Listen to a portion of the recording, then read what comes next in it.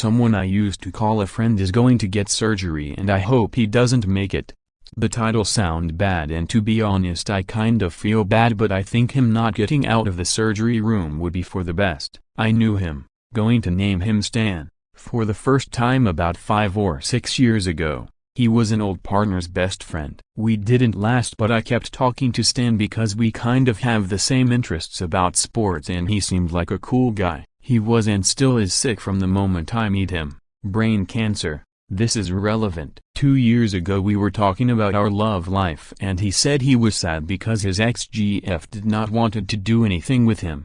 He said that he even tried to talk to her parents and all but nothing. I asked what did he do or if did something happened. He said that she was mad because Stan recorded a video without her knowledge when they were being intimate. I told him to delete it and apologize because that is not okay at all. He said it was not a big deal and even told me if I wanted to watch it or see the photos she sent him. I left the place and went home.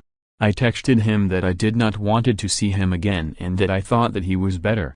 He called me 2 weeks after that and said that he was drunk and was wrong for what he said and all, but he really cares about this girl and wanted my advice. We meet again in a local bar and Stan tells me that he just doesn't know what to do anymore and I told him to leave her alone and there is not coming back from what he did. He said he is not cool with that and basically admits that he is stalking her. Even in her high school classes. I froze for a moment and asked him what does he meant with high school. His ex was 14 years old at that time while he was 29.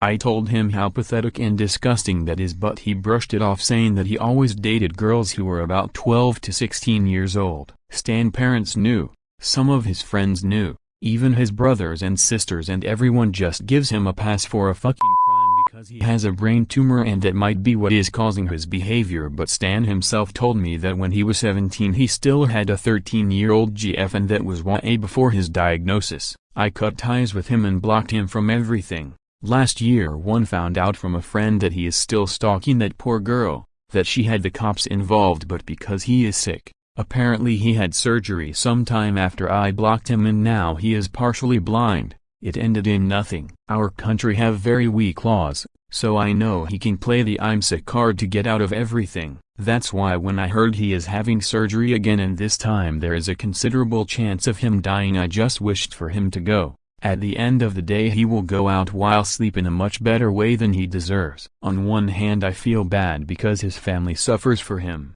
At the other hand, F*** you Stan, you're a monster.